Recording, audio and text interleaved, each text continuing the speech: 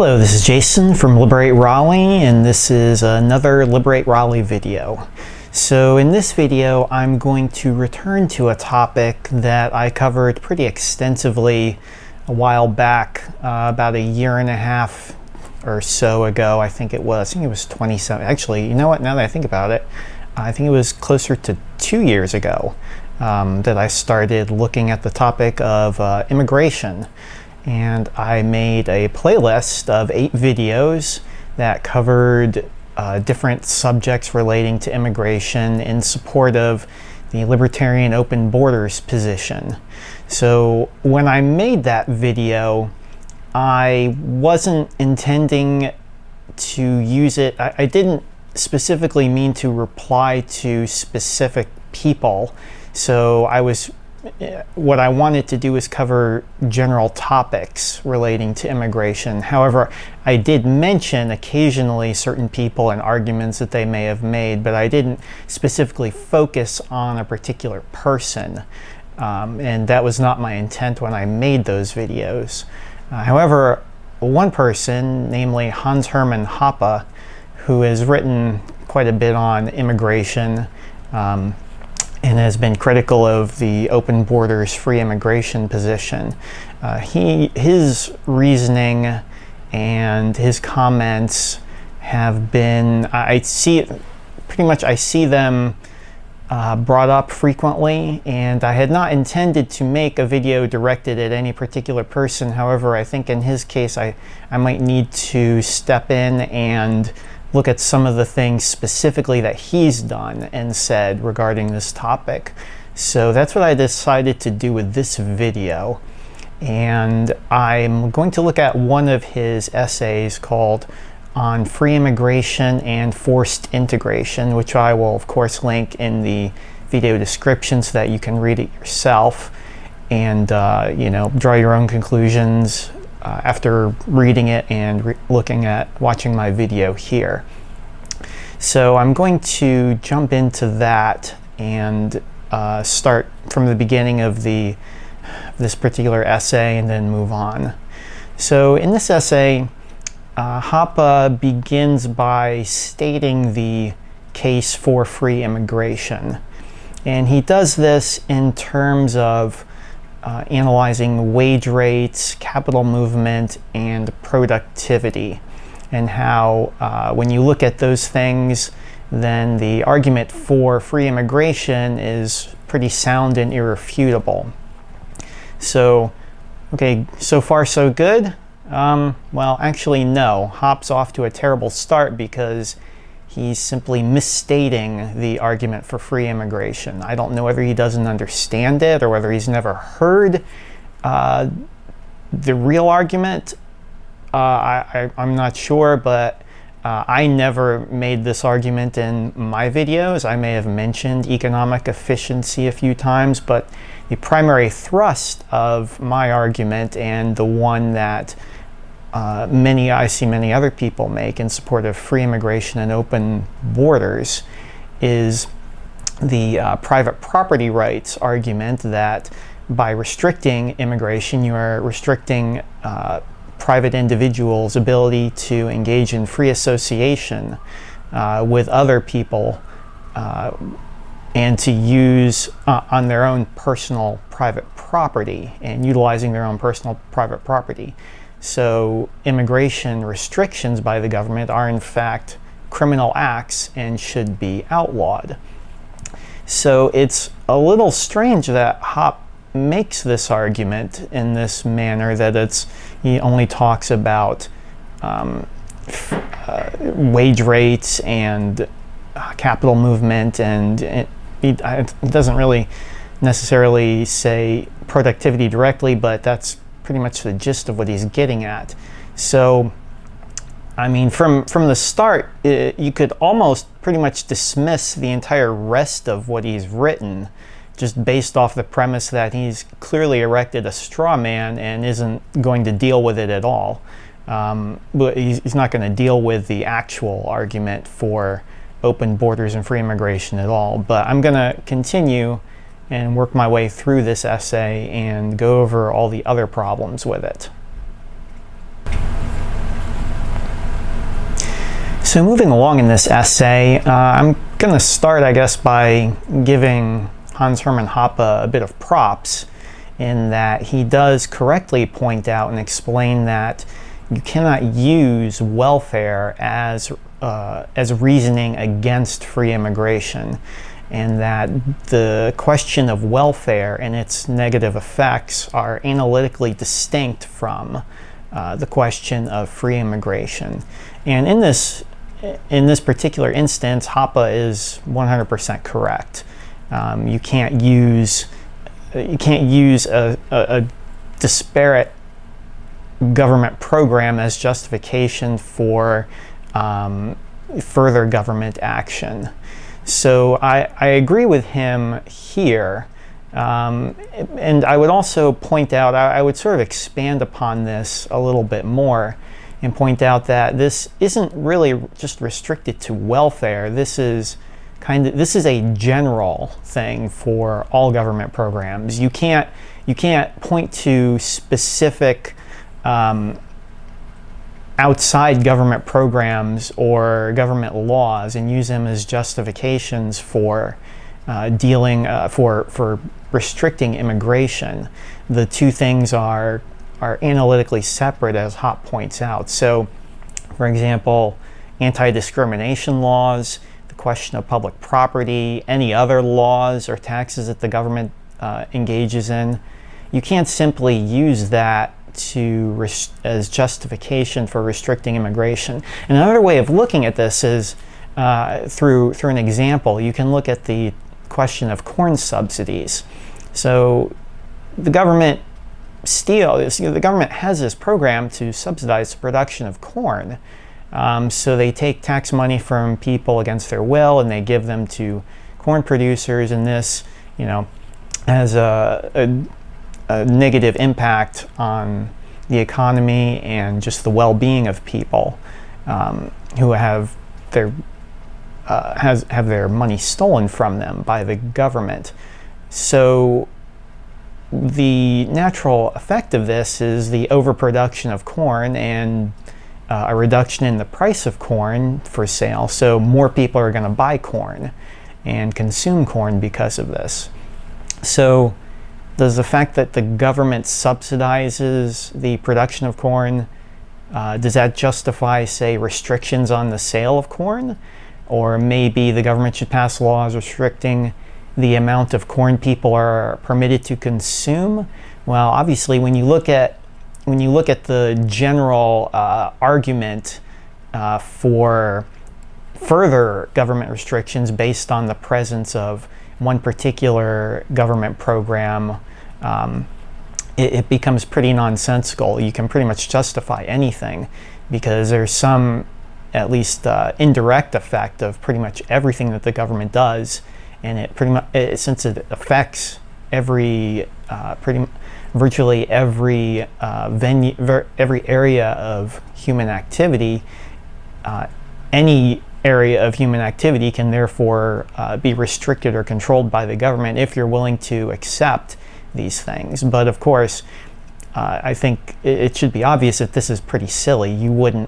Certainly no libertarian would make the argument that we should have the government step in and restrict the amount of corn people buy and eat merely because the government is subsidizing. That's a pretty absurd way of going about dealing with the problem of corn subsidies. The correct way is to simply work to eliminate the corn subsidies directly. So the two things are analytically distinct. The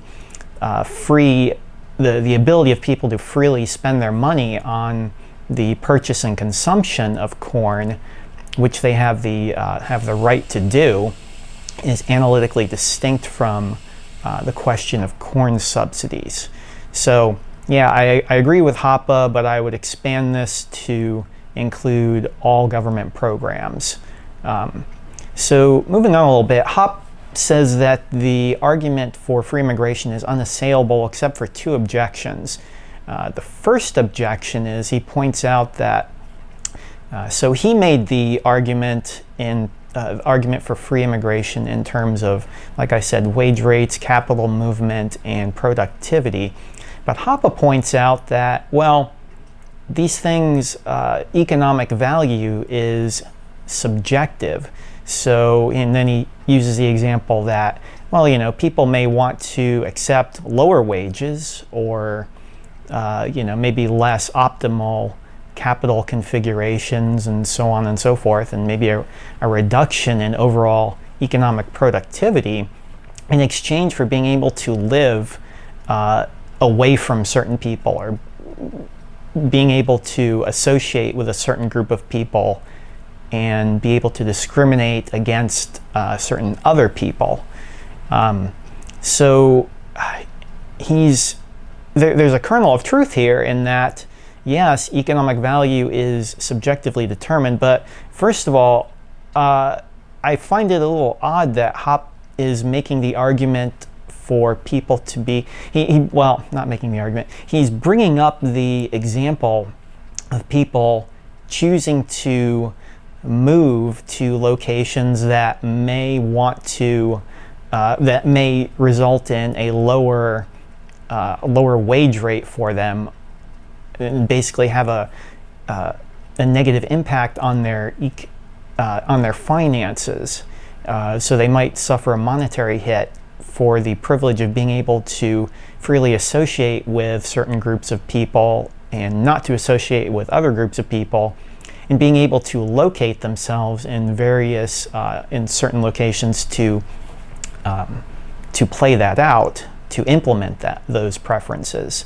And it seems a little bit ironic to me that he's bringing this up in an essay where he's explicitly going to argue for government restriction on the movement of people. It seems a little odd that how are people supposed to, maybe Hoppe thinks that they should be able to do this as long as they don't cross government borders. Well, that's an odd position for an anarchist to take.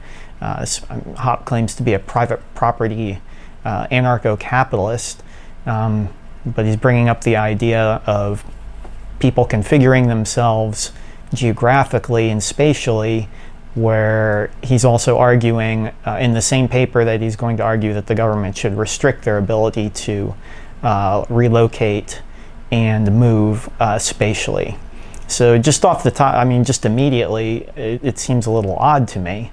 But the other problem is, because Hoppe at the beginning has misstated the argument, he goes down this rabbit hole that goes nowhere, because when you understand that the actual argument has to do with allowing people to engage in free and voluntary interactions that are prevented by these immigration laws, then you understand that the argument for free immigration actually is allows people to do this.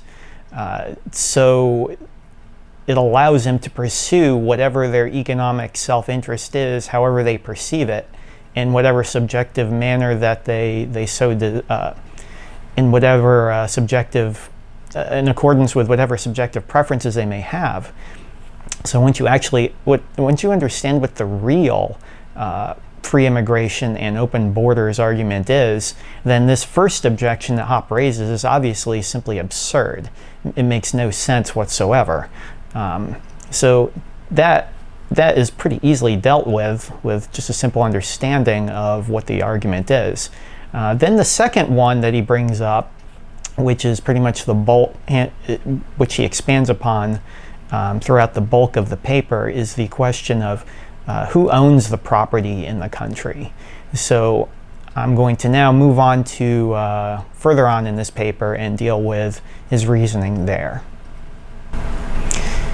So moving on in the paper by Hans Hermann Hoppe here, he then does a little bit of a thought experiment and conceptualizes and thinks about what an actual anarcho-capitalist private property society would look like. So you'd have a whole bunch of property owners, and each of these owners would be free to restrict who they have on their property based on whatever whims they may have.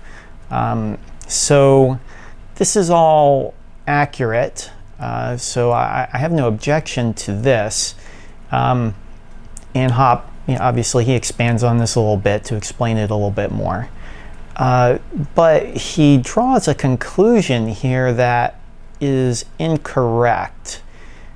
He says because people in a totally free anarcho-capitalist society, people would not be able to, people's movement would be restricted based on the preferences of each individual property owner or group of collective property owners. So he concludes that there is no right to free immigration.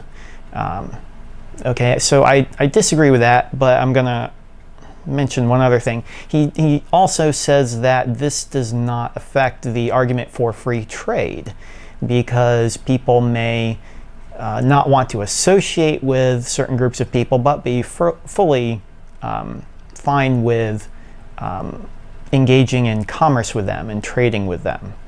So all of this sounds, most of this is correct, and the idea that, well, you don't actually have a right to free immigration. Okay, so on the surface that looks accurate, but Hoppe is trying to he's trying to draw some sort of intrinsic difference between free trade and free immigration. And the problem is, free trade is also subject to all of these restrictions that free immigration is. People are only, a trade is only free if both parties agree to it. So you still have the stipulation with respect to free trade that it is being engaged in according to whatever subjective preferences are being implemented by the people engaging in the actions. And implicit in all this is that you're going to have the voluntary consent of the people that are engaging in the trade. It's not a free trade if one of the parties is being coerced into doing it through aggressive violence or the threat thereof. So sure, okay, there is no right to free immigration, but in precisely the same manner that Hoppe makes this argument, you can say that no, there is no right to free trade either. There is no right to anything, no matter what action you're thinking of. I mean, so I'm moving my hand up and down like this. Okay, so can you say that I have the right through self-ownership to move my hand up and down like this? Well, not really, because let's say I walk out into the street and go up to somebody and I start smacking their face like this. Do I have the right to do that in an anarcho-capitalist society? No, that's violent assault doing this to somebody's face. So even when we get down to the level of self-ownership and what you can do with your body, there are necessarily restrictions based on the private property justice ethic. So for Hoppe to say, well, there is no right to free immigration, well, no, he's defining it in such a manner that he's defining away the right to do anything freely. So in actuality, what the word free means is that there is voluntary consent involved in the act that is taking place. So free trade means that people are freely trading with their own property and they're not being forced to do this through aggressive violence or the threat thereof. Free immigration means that people are freely immigrating with the full consent of the various property owners involved. So here, Hoppe again, he keeps getting confused, and it leads to these mistakes that he makes throughout the essay. So yeah, in this particular section, mostly okay, but draws an awful conclusion in what appears to me to be an attempt to draw some sort of distinction between free trade and free immigration so that he can logically accept free trade and reject free immigration. However, he's simply wrong through the reasoning that he used to dismiss free immigration. Free anything is invalid. So he doesn't make the case here. Moving along in the essay, Hoppe moves to starts looking at the question of inlanders versus outlanders relative to a given territory. So inlanders would be the domestic population, outlanders being foreigners. And Hoppe points out that this distinction only has any meaning with the presence of a government. And this is because the government will engage in forceful actions, forced integration through things like taxation and the overproduction of public roads that the government will use to have access to its tax base. So obviously the government does engage in forced association, because you can't simply, and Hoppe points this out, you can't disassociate from the tax man. They simply won't allow you. They'll put a gun to your head and force you to associate with them. And also he says that the overproduction of roads, which he states was done to facilitate access to the tax farm citizens, is actually another area of government intrusion. So here, Hoppe is, I generally pretty much agree with him here, and he then moves on to the question of immigration being shifted from the private property owners to the government. And he points out that you can have either forced inclusion or forced exclusion. So forced inclusion would be, let's say there's somebody, a particular person, an outlander, a foreigner, who nobody in the entire country being defined as geographical area under which this particular government governs. Let's say there's nobody that doesn't want anything to do with this person in any way whatsoever. And the government passes laws or has a program that forces them into the country and forces people to associate with this person. This would be forced inclusion. Hoppe also mentions the alternate scenario, forced exclusion. Let's say that there is a person that even let me specify, a foreigner outside of the country that even just one person inside the country wants to associate with in any way. And the government steps in and says, nope, you can't, this person can't come in. We're not going to let anybody associate with this person. That would be forced exclusion. So Hoppe, seeing it in the weird thing is, every once in a while, Hoppe will explain some things that kind of start to make sense, and you think, well, okay, I mean, if he would simply continue on with this, then maybe he could get somewhere. But of course, he just sort of seems to drop it for the most part. Doesn't really expand upon it. Maybe he doesn't understand the implications of these things. I don't know. But anyway, so in this scenario where we have moved from an anarcho-capitalist society to the presence of a government, then the distinction between domestic and foreigner comes into play. And it is precisely because of the government's illegitimate intrusions in people's private life and on their private property that causes this to come into existence. So further along in this section, Hoppe makes the statement that the production or overproduction of public roads is in and of itself forced integration of people. And I don't see how this is true at all, because forced integration is when you actually utilize force to make people associate with each other who would not want to. So, like, if there's somebody that I don't like, and I don't want to deal with them either socially or, I don't want to talk to them. I don't want anything to do with them. I don't want to work with them. I don't want to hire them. I may have to work with them. Theoretically, you could say I work for a company and that company also hires this other person. I may have to deal with them in that manner, but by the fact that I've voluntarily agreed to work with that company, I've implicitly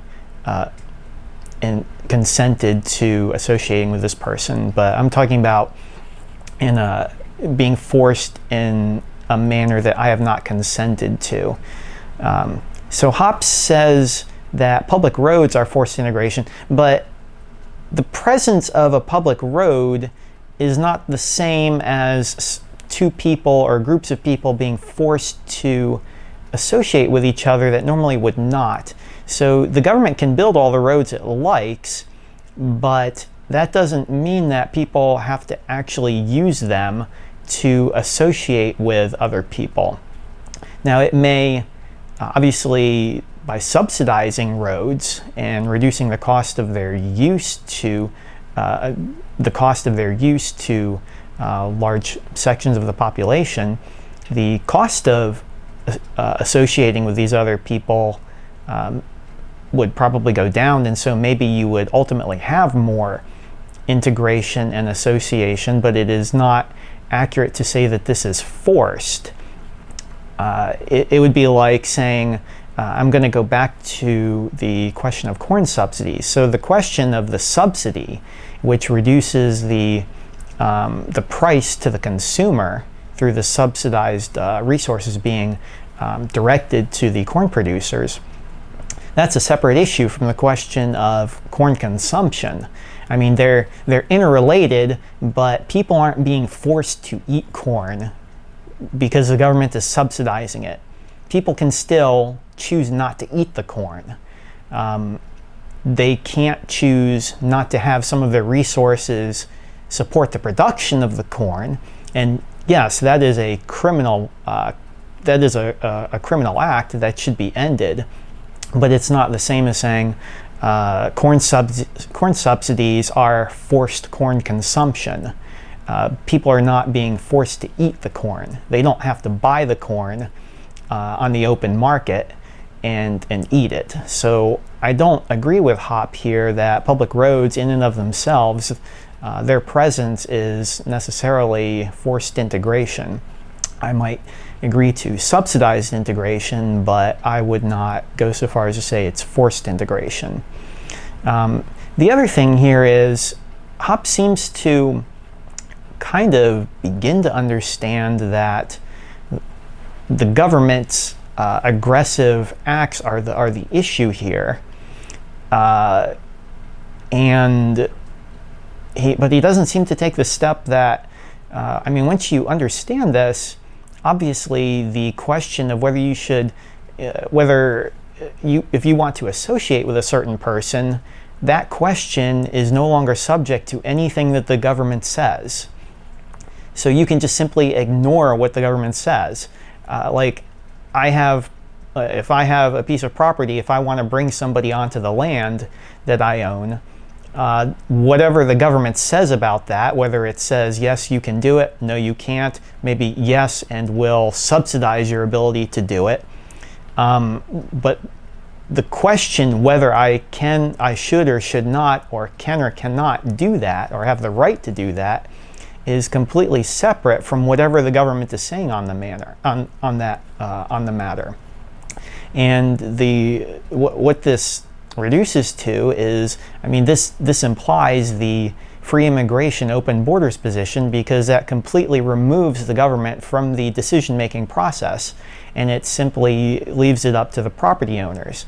So Hoppe seems to begin to understand. He says that when you introduce the government into the question, they take the decision-making process, they take the decision-making of quote-unquote immigration away from private owners and use force, aggressive violence to actually make the decisions for people.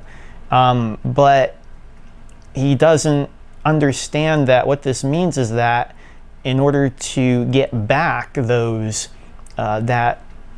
those rights that have been taken from people, the best implementation, given the government exists, is the open borders position, wherein the government has absolutely no say and takes no action regarding who does and does not enter the country, as a matter of immigration policy. So, as with a lot of the stuff Hoppe seems to write on the topic of immigration, I mean, anytime he seems to start to go down the right path, he doesn't take it where it needs to go. And then he'll go off on these wild, completely illogical and irrational rabbit holes that make no sense. So, yeah, again, the issue is the government, and he seems to begin to understand that, but he doesn't draw the correct conclusions from this. So, continuing to move through this this essay from Hans Hermann Hoppe, in the next 3 sections, he does kind of a compare and contrast between, say, like if a private owner owned the entire country, and then looking at what their immigration policy might be, or actually not might be, and he seems to state that this is what it would be, and then looking at a monarchy and a democracy. So Hoppe says that because if the entire country was owned by a private owner, they would be able to harness the capital value of this property, and they would favor the capital value over current income, and that means that they would discriminate. They would discriminate on the basis as far as who they would allow into the country. They would have a discriminatory, quote-unquote, immigration policy onto their property, and they would do this with the objective of increasing the capital value. So this would imply things like being skilled workers, productive, cultural compatibility, and so on and so forth. And his statement then, at a high level, what he's trying to do is he looks at the monarchy, and he says that a monarch is the closest thing to a private owner, and so they would tend to favor, because they can bequeath their property to their descendants, and they sort of are private. Well, they're not private owners because they've stolen all the land, they've stolen all the property, but they are kind of like an owner of the country, so they would sort of act similar to a private owner, as opposed to a democracy, which would not, because they would only be able to gain income from the country for a period of time. They would not be able to realize the capital value, so they would favor current income over capital value. So he draws the conclusion from this, and again, this is sort of an introductory explanation at a high level. So Hoppe draws a conclusion that, given the existence of the fact that we are living under a democratic, under the purview of a democratic state, even though it would go against its democratic, the intrinsic nature of it, since it's a democratic government, we should want it to be like a monarchy, and that we should want it to implement restrictive immigration policies. And that is pretty much, at a high level, what Hoppe's main argument in this paper is. So let's take a look a little bit at Hoppe's economic financial analysis of this situation. He draws a contrast between capital value and current income.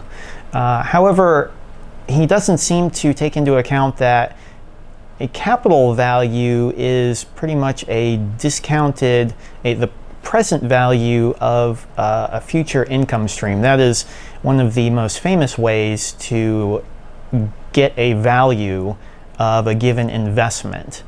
There was a guy named John Burr Williams who wrote The Theory of Investment Value. There's a guy named Aswath Damodaran who has written a lot of books on this. This is really, I mean, bond math, bond pricing and bond math. This is all based on the concept of the present value of a discounted income stream from a given investment.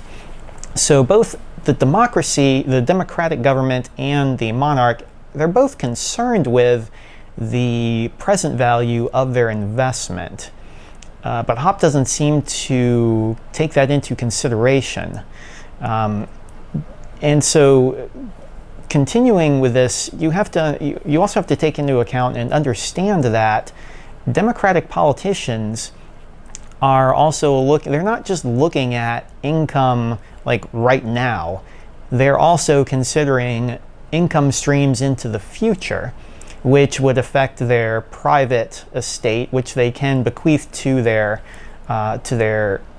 progeny. So even if we look at the case of, say, a representative that's only in office for 2 years, now you could look at it and say, okay, well, let's say they're only in office for 2 years, so they want to maximize their income stream over those 2 years, and that's all that matters. Well, no, that's not all that matters, because as anyone who, I would think most libertarians understand the partnership between the government and the private sector, that where industries that are regulated by the government, it's pretty much a revolving door between people that are either lobbyists or work in the industry and people that act as regulators. So the income stream that is possible the income stream that is possible for being a democratic politician extends far beyond their actual time in office. The income stream that they can get in the private sector from companies that are regulated by the government and seek to influence that regulation can be dramatically affected based on how a democratic politician acts in office.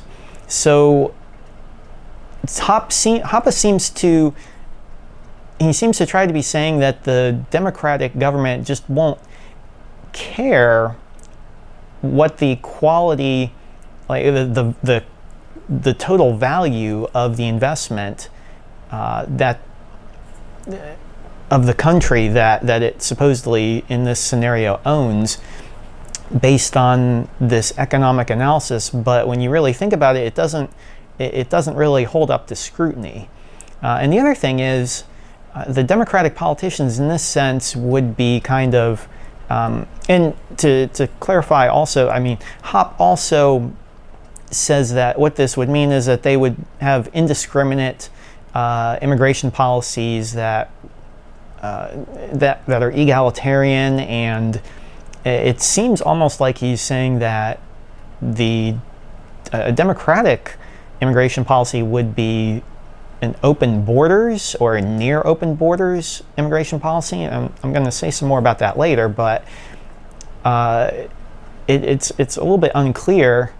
Well, he just seems to think that the democratic immigration policy is just going to be indiscriminate and just kind of let anybody in, and it would be totally egalitarian.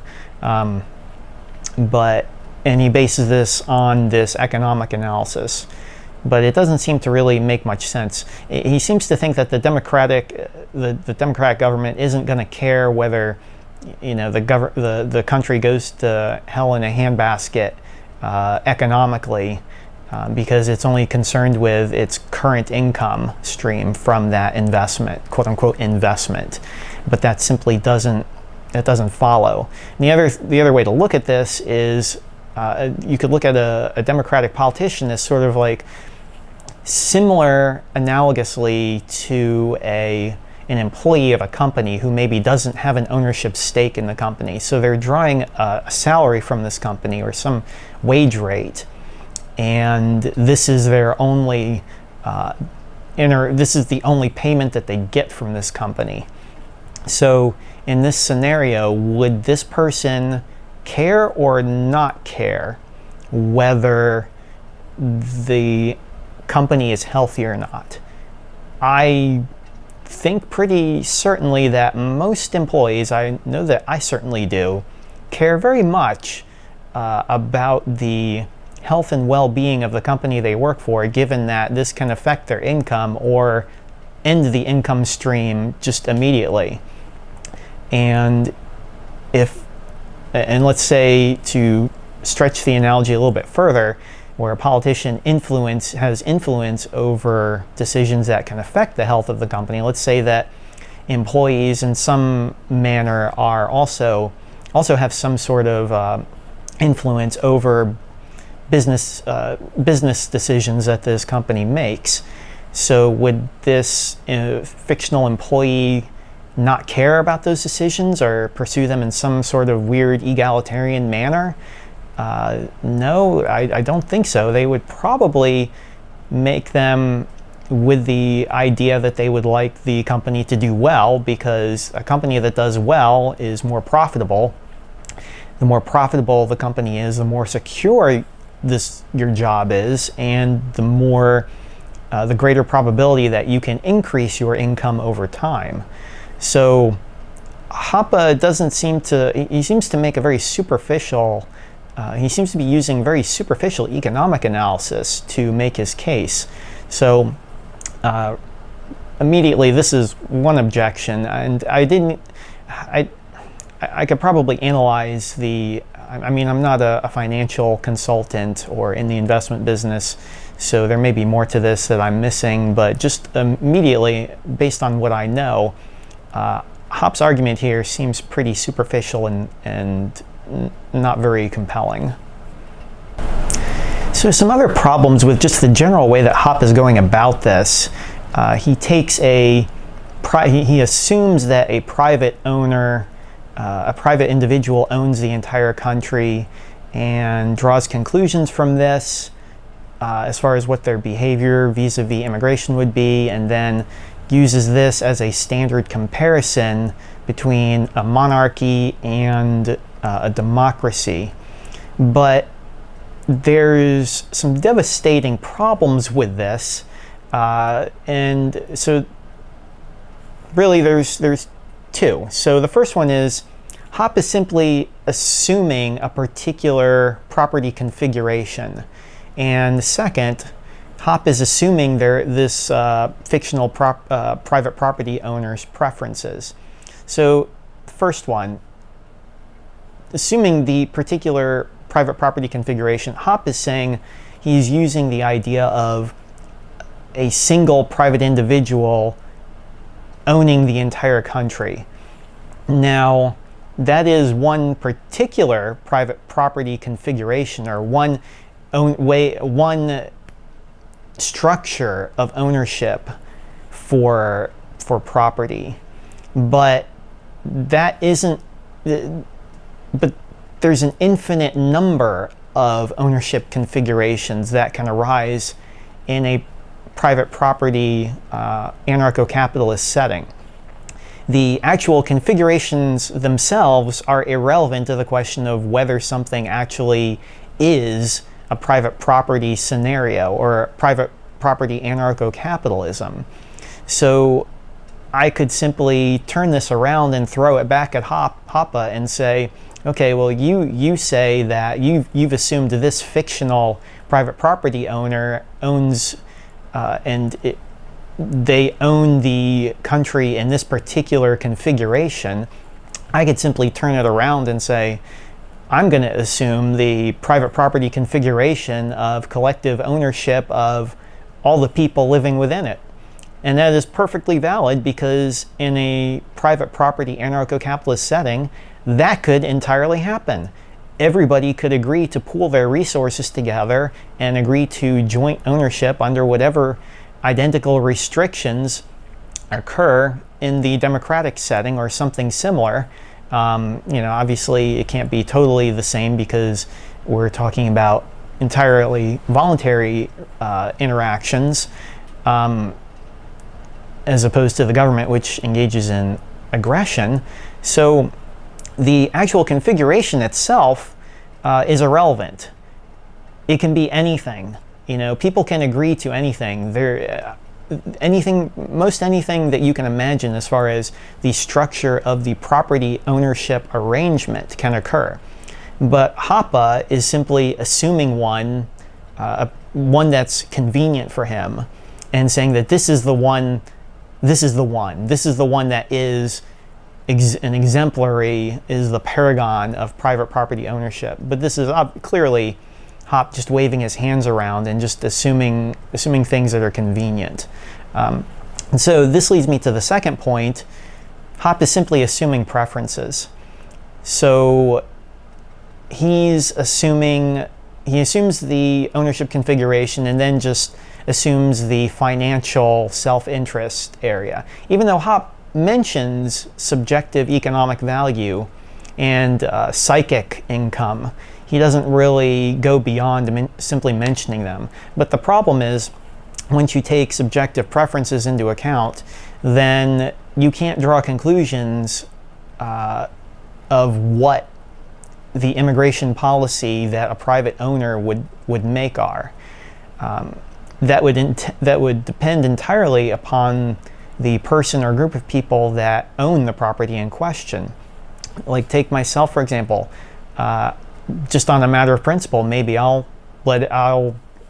reject the idea of the restrictive immigration and allow anybody in. I know people that are very open to allowing other people from other countries, and actively spend time and effort to help them enter the country.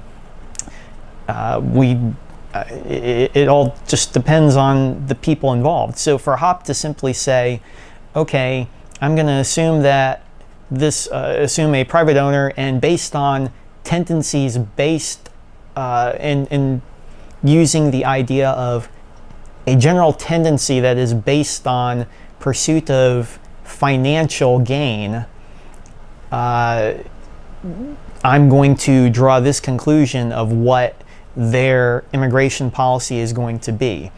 But again, he's simply assuming the ownership configuration, and then on top of it, he's simply assuming what the person's preferences would be.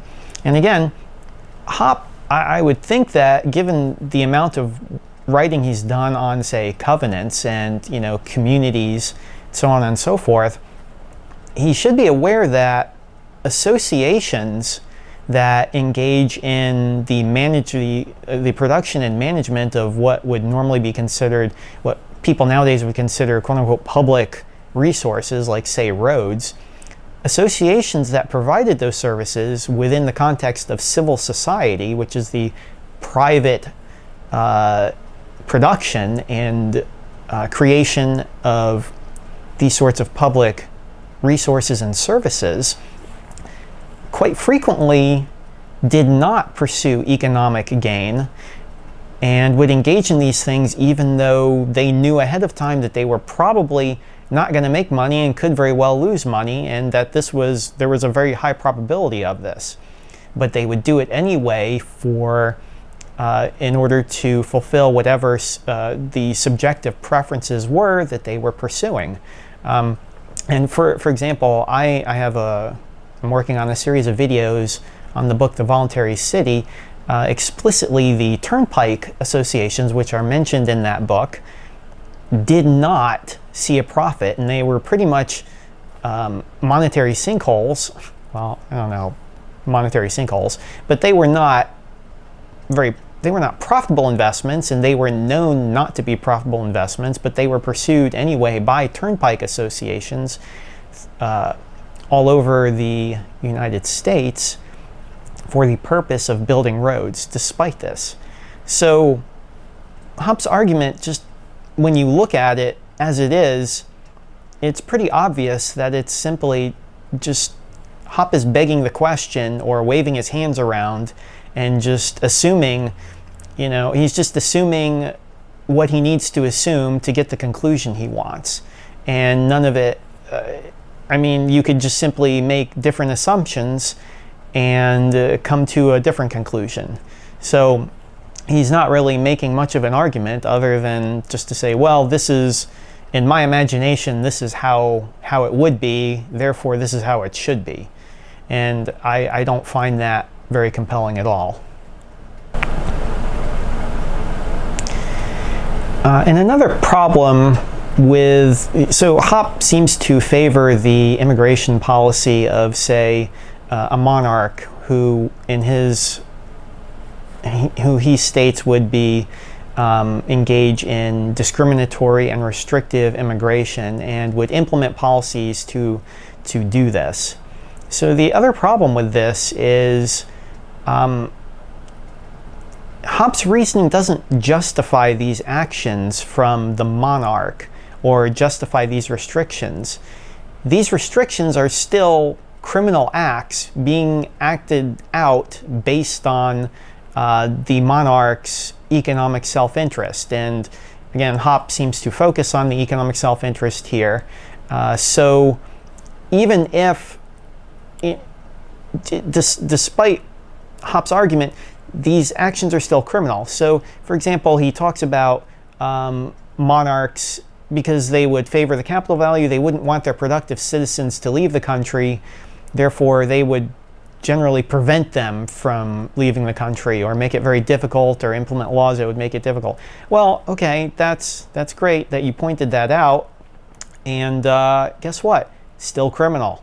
Still a criminal act, and you can't be a consistent libertarian and say, yeah, we want to implement these policies based on this fictional private owner, and therefore it's okay. These things are still criminal acts. So and you can take this even further. You can look at it like, even if, let's say there was a private owner that owned the entire country, and let's say that if they owned the entire country, they would do the following. They would implement the following rules and criteria governing how people can enter and leave the country. And let's say that there was a monarch that engaged in all of the same actions that the private owner did. Everything, like right down to the T, precisely the same. You still can't conclude that the monarch's restrictions are justified simply because it matches some fictional private owner. Those actions are still criminal because the monarch doesn't own the property that it's passing these judgments on. It's still criminal. A private property owner can pass whatever restrictions they want on the property they own. The monarch has no legitimate claim to make these pronouncements and to implement these restrictions. And the reason why, at least I'm trying to understand why Hoppe doesn't understand this. I think it probably has to do with the fact that he simply doesn't state the free immigration, open borders position at the outset properly. He doesn't put it in terms of free association and voluntary action. So regardless of what the monarch does, all of its actions are unjustified because it actually doesn't own the property. And to be perfectly honest, one of the problems with any sort of immigration restrictions is the fact that it is understood that there is no person that owns the entire country. There is no group of people that collectively owns the entire country. So it's for any institution to pass judgment on the comings and goings of people in and out of the country is immediately illegitimate and has no moral force. So for Hoppe to say that there is a private owner of the entire country, and he makes some qualifications for like the type of ownership that it has over various types of property, but for him to simply say, okay, I'm going to pretend that there's somebody who owns or is a private owner of the country, is to simply hand wave away the entire, he's just hand-waving away the entire argument. He's not even dealing with it. He's simply assumed it all away. And that's, I mean, if you're going to argue against something, you should bring forth the best arguments that they have and try to deal with them. But Hoppe doesn't do that. He simply, and again, he has these points where he sort of kind of begins to understand, but then he just doesn't move along with it. He doesn't take it any further. And then he brings up stuff like this that is clearly wrong. Just the fact, I mean, the monarch doesn't own the country, so it has no moral right to pass any of these restrictions. And again, Hoppe's example and his entire structure of reasoning here is fallacious from the start, because nobody actually owns the entire country. And the other thing is, if you're going to make the assumption that somebody owns the whole country, then any restriction is valid. Anything that you can think of, any weird restriction based on whatever odd preferences you may have, you can make if you're the owner. So if somebody wants to, if I wanted to justify the idea that, hey, you know what, I really don't like Hondas, nobody should own a Honda, well, I'm going to assume there's a fictional property owner, and that this fictional property owner of the entire country, this fictional property owner of the entire country also doesn't like Hondas. Therefore, this fictional private property owner would ban the sale of Hondas. Therefore, the government should ban the sale of Hondas. This is pretty much the level of reasoning Hoppe is using. So again, Hoppe just keeps making these arguments that aren't compelling at all, and they don't prove what he's trying to prove. So yeah, again, don't find this part particularly compelling. Hoppe also uses this self-interest, financial self-interest reasoning to make some comments regarding immigration in a democratic society, a society governed by a democratic government. And they simply don't pan out. He seems to, well, he says that immigration in a democracy would tend to be egalitarian and non-discriminatory. So is that what we see? We live in a democratic society. Is that what we see? Well, that's actually not what you see, because immigration into the United States right now is highly restricted and based upon skill sets, and depending on the particular work visa that you're trying to get, the particular skill set in question could be very restricted and very difficult to get. So the idea that, well, in a democracy, there's just going to be this indiscriminate free-for-all where anybody can just enter the country without any, with very little justification, simply, it just doesn't hold water. The immigration process into the country is very restricted, and it is very discriminatory. If you look at, say, green cards, to apply for a green card, it's based on your country of origin. That's not very egalitarian. Your waiting period is based on your country of origin. So depending on where you are coming to the United States from, you may have to wait a very long time based on this.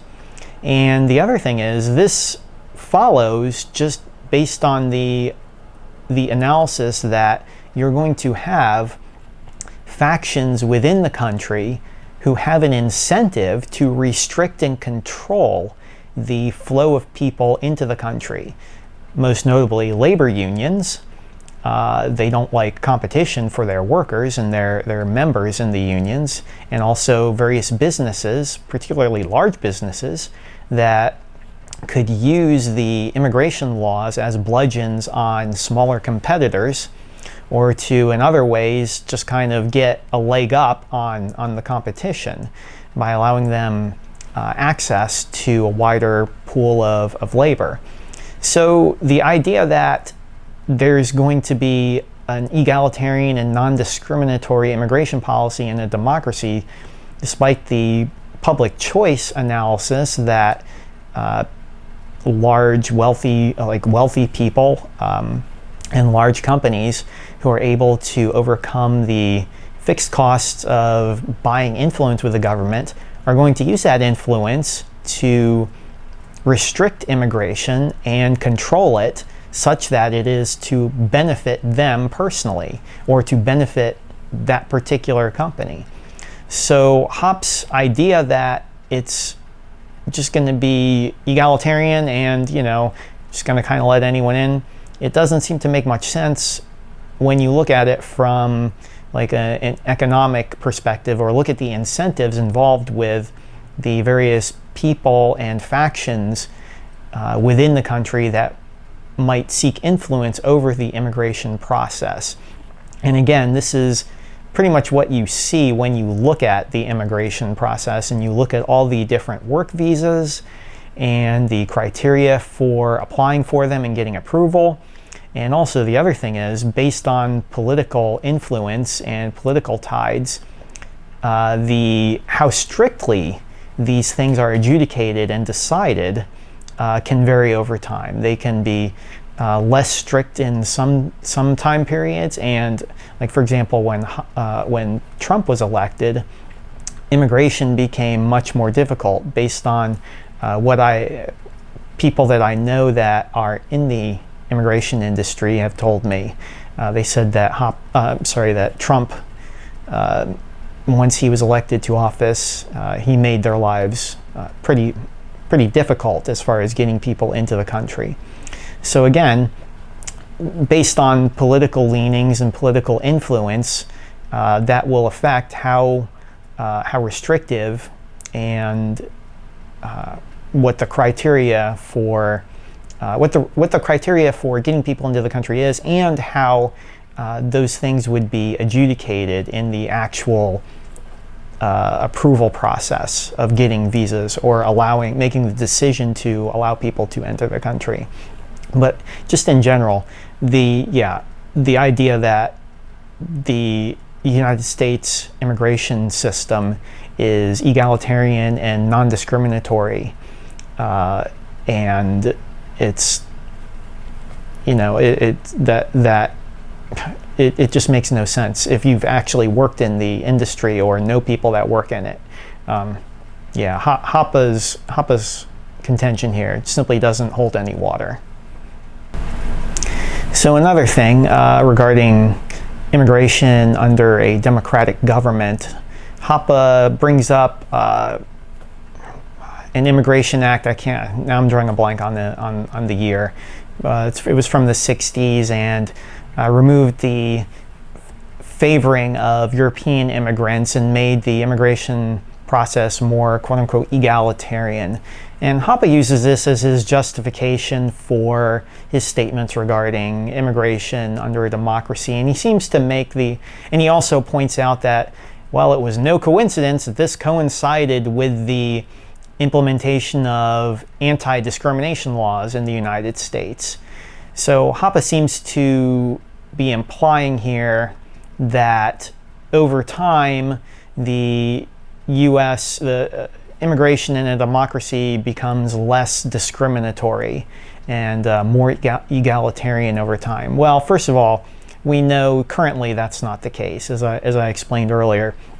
And if you look at the history of the United States over its entire lifetime, you know that this is pretty preposterous when you look at the entire time span, considering that for a good century or so, for all practical purposes, there were no restrictions on immigrants into the country. You could pretty much just come to the United States. You could just get up over here, get on a boat, come here, and that's it. And what was the first thing that people objected to? What was the first sort of immigration policy? Well, it had to do with Chinese immigrants and them coming to the country, and it was, oh, what a surprise. Labor factions in the country objected to Chinese immigrants coming over to the United States and coming to work. So they didn't like that. And since then, it has simply become more Byzantine and restrictive and just overall crazy. Until today, we have the monstrosity of an immigration system that currently exists in the United States. So, yeah, Hoppe's idea that, and again, it's the idea that it's egalitarian and non-discriminatory is just jaw-dropping. It's bewildering that anybody could look at the immigration policies of the United States and think that, they have no discrimination regarding this, regarding who enters the country, when that's simply not the case.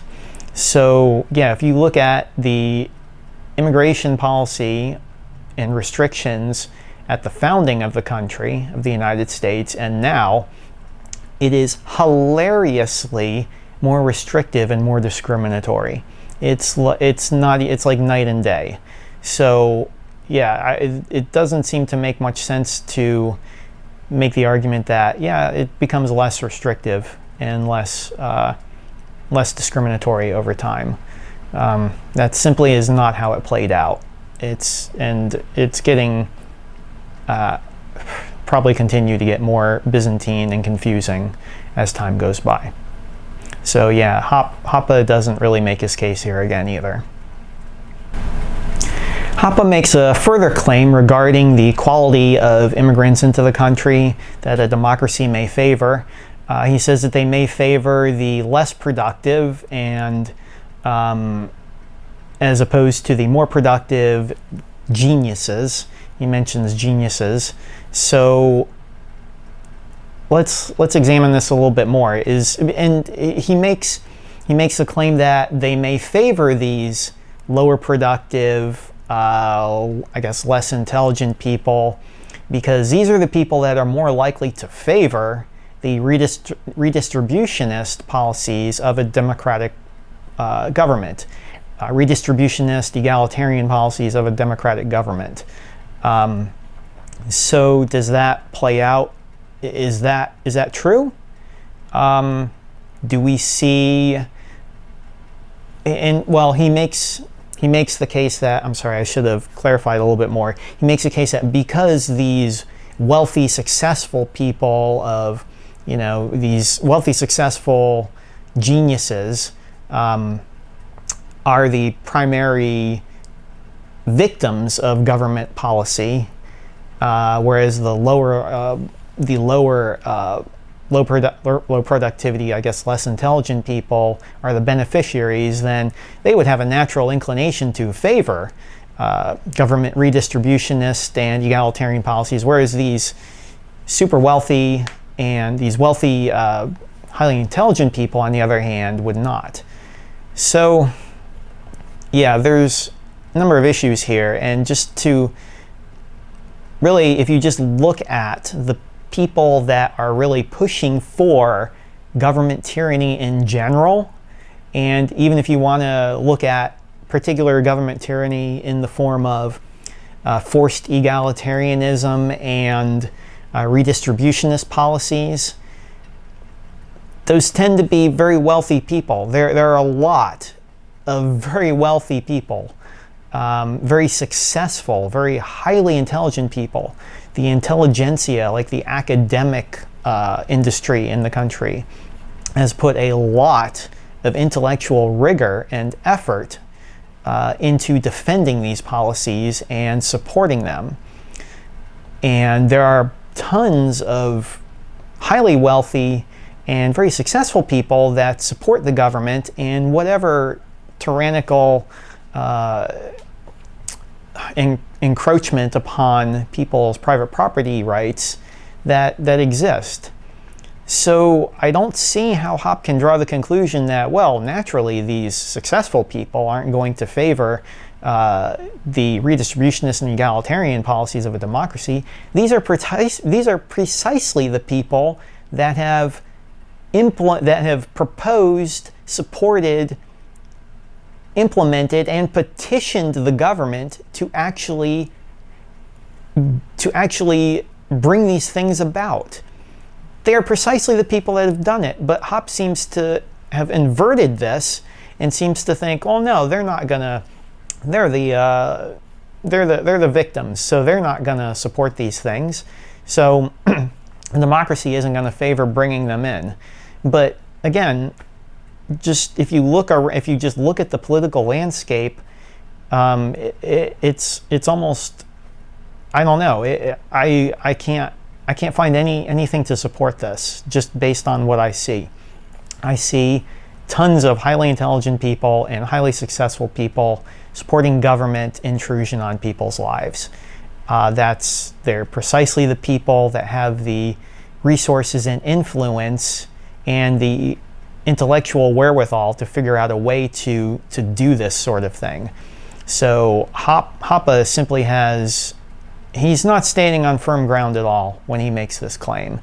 Again, his claim just makes no sense. So, yeah. Sorry, Hoppe. Can't agree with you there either. Hoppe also seems to think that immigration in a under a democratic government is quote-unquote forced integration. And he bases this on the idea that they're letting in people that normally individuals in the country would not want to allow in or associate with, and because of this, they're being forced to associate with them, and that this is forced integration. So he seems to base some of this on public roads, and that because public roads are forced integration, then the democratic immigration policy is forced integration. Well, if you go back to early in this video when I talked about the idea of, well, Hoppe was talking about how welfare is analytically distinct. Well, the question of public roads, even if we accepted that they were forced integration, is analytically distinct from the idea of immigration policy. So that right there invalidates the whole thing. Well, not necessarily the whole thing, but a good part of it. So, and that is part of what he says. You know, the idea that, well, they can use public roads and so on and so forth, and that forces integration. Well, that's, like I said, analytically distinct from the question of immigration. And then there's the other idea. Well, if we look back on the idea of corn subsidies, as I said earlier, and look at subsidizing corn versus being forced to eat corn, those are two separate things. So if we look at the idea of immigration being forced integration, even if people can enter the country, generally speaking, people are not generally forced to associate with people that they don't want to. You don't have to be friends with somebody you don't want to be friends with. You just don't need to deal with people just in general without consenting to the arrangement. Just generally speaking. Now, in the instance where maybe you are forced to, like for example, in the case of anti-discrimination laws that may force you to associate with people that you wouldn't want to, those are again analytically distinct problems separate from the issue of immigration. So in those instances where maybe you are forced to associate with people you don't want to, it's not these people's ability to simply enter the country that is the issue. It is these external laws or programs or policies that are forcing you to associate with them. And those are the things that should be dealt with and eliminated and just eradicated, not the indirect route of quote-unquote solving the problem of forced integration by having the government step in and manage forced integration and forced exclusion, which is a very bizarre way of dealing with the problem. Like, okay, so the government is engaging in this criminal, is executing committing these crimes against the domestic population. Therefore, we're going to have it manage this other set of criminal actions against the domestic population with an idea that it's somehow going to fix the first set of criminal actions. That strikes me as a very strange way of dealing with it. Obviously, just from a moral perspective, the principle that, you know, you're just going to commit more crimes, and with the idea of preventing other crimes, is just bewildering, and from a moral standpoint, unjustified. So yeah, here again, Hoppe just he makes these things that just have no, they don't really seem to have much justification, or the reasoning is sloppy and doesn't really follow, or he waves his hand. Just throughout this whole article, he either is subject to poor reasoning, or he just simply assumes through hand waving what he's trying to prove, or conveniently assume things that somehow quote unquote prove what he's trying to prove. And he draws a conclusion. He talks about well, at the end of the essay, he says, talks about how well, what does this mean for what you should want a democracy to have as an immigration policy? And he lists all these restrictions, having a contract, an employment contract with a domestic citizen, and just on and on and on. All these restrictions, and pretty much my impression is the whole point of the whole private individual owning the whole country as a criteria. He actually says you should want the government to pretend and act in a manner as if it is a private owner, and he mentions things like and show the same discrimination that a private owner would have as if it was their property, like say maybe their house. So my conclusion after reading this Hoppe essay is it appears that Hoppe is trying to somehow take his own personal subjective preferences on how he would like to restrict people onto or into his own home and project them across the entire country and hand wave some sort of libertarian sounding justification for it. And my conclusion here is that he does a very pitiful job of doing it, and he pretty much fails. So with that said, I'm going to end this video. I hope this explanation was informative to you. I hope you enjoyed it. I think that if you haven't already watched my other 8 videos on immigration, that would probably be a good thing. I maybe overlapped a little bit or somewhat as far as the things that I covered in those 8 videos. I may do some more videos regarding Hoppe and immigration going forward. There's a pretty good chance I'm going to do that. If I do, you know, I'll probably post them on the immigration playlist. I may also make another playlist specifically dealing with Hoppe on immigration. Hoppe. I have to keep catching myself from mispronouncing his name. But anyway, I'm gonna stick a pin in this one and stick a fork in it in this video, because it's pretty much done. Covered pretty much everything I want to cover. Hope you guys liked it. I'll see you all in the next video. Yeah, have a great day. Bye.